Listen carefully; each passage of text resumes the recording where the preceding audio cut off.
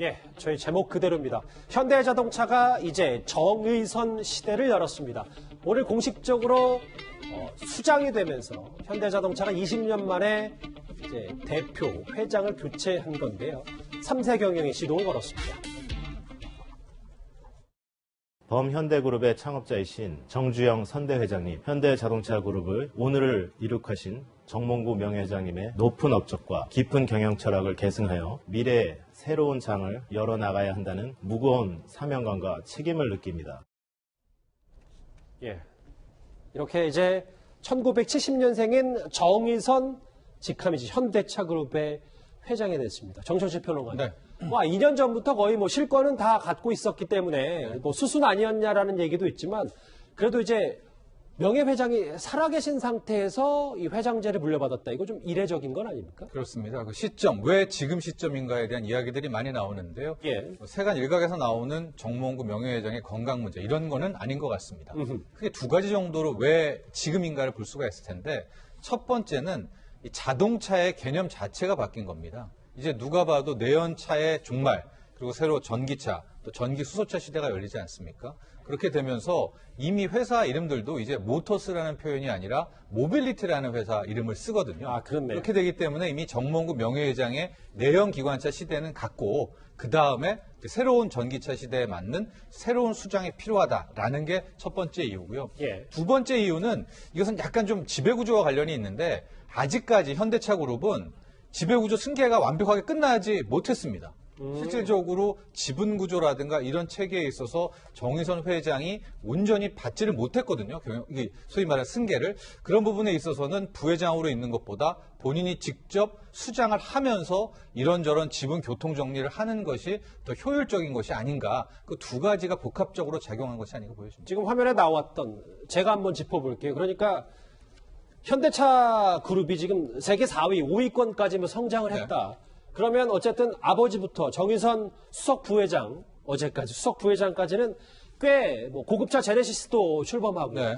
많은 성과를 거뒀는데 그렇다고 해서 앞으로 정의선 회장 체제가 탄탄대로만 있는 건 아니잖아요. 과제도 있지 않겠습니까? 그렇습니다. 그 두 가지가 고스란히 정의선 회장에게 남은 과제인데요.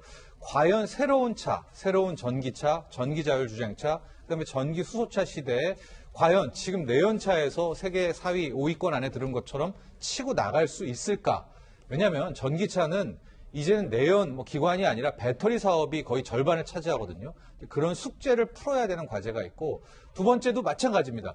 지금 이 지배구조를 정리를 해야 될 것 같은데 가령 현재 지주사 역할을 하고 있는 현대모비스 지분은 정의선 회장이 0.3%, 32%밖에 되지 않거든요. 그러니까 과연 어떻게 이 지배구조를 쪼개고 합병하고 인적 분할하고 그런 작업을 할 수 있을까? 분명 이럴 때 우리 앞서도 한번 현대차에서 엘리엇 매니지먼트가 끼어든 것처럼 또 헤지펀드들 들어올 거거든요. 그런 두 가지 숙제가 공존하고 있다는 점도 피할 수 없을 것 같아요. 경영권 방어도 좀 잘해야 되겠네요.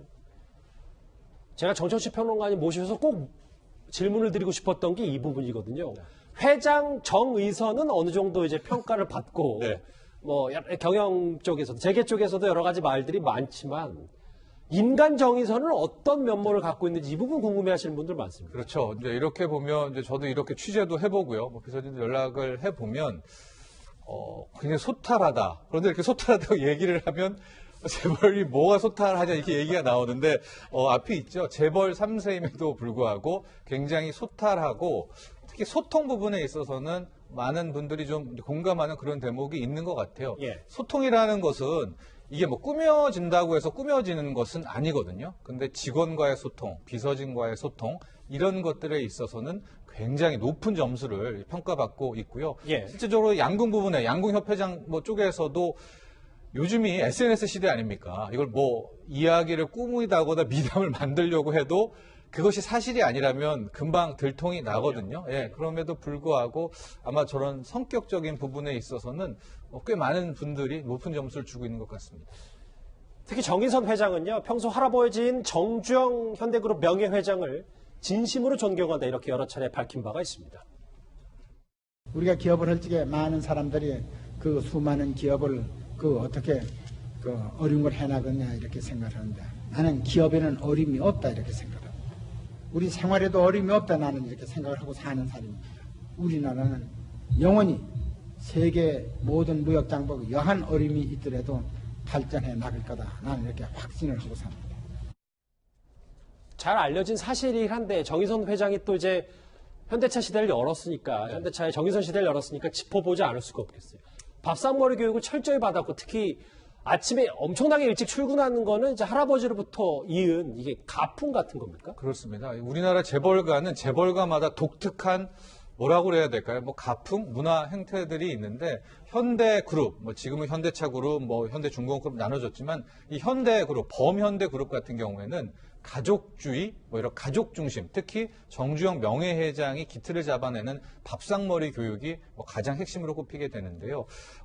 정의선 회장이 89년생이잖아요. 그러니까 고등학교, 정주영 명예회장이 2001년 사망했기 때문에 아마 고등학교 시절 80년대 후반이랑 90년대 초반 이제 할아버지였던 정주영 회장과 함께 살았다라고 합니다.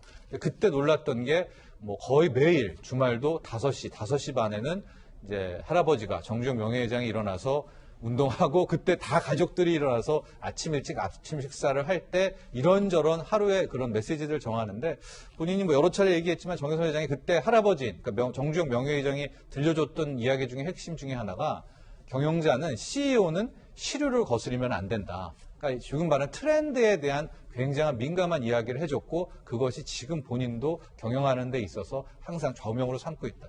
이런 이야기를 전했습니다. 자, 이제 제일 중요한 게 미래일 텐데 네. 아까 정철치 평론가님께서 짚어주셨던 것처럼 이제 자동차는 내연기관이 아니라 이제 전기차 시대를 가야 된다.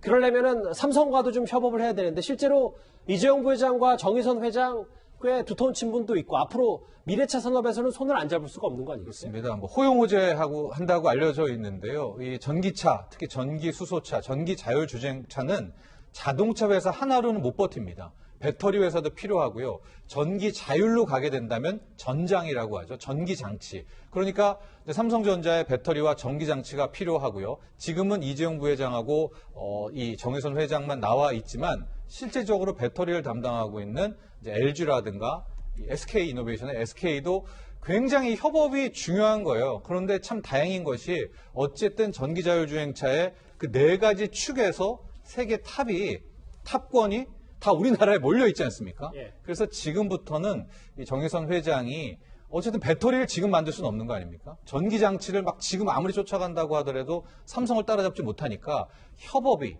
굉장히 중요한 과제로 남아있고 공교롭게도 이 지금 재벌 3세들이 이 큰 협업의 숙제를 전기 자율주행차라는 거에 안고 있다 이렇게 볼 수 있습니다. 1970년생 만 50살에 3세 경영을 시작한 정의성 회장 현대차 얘기 오늘 짚어봤습니다.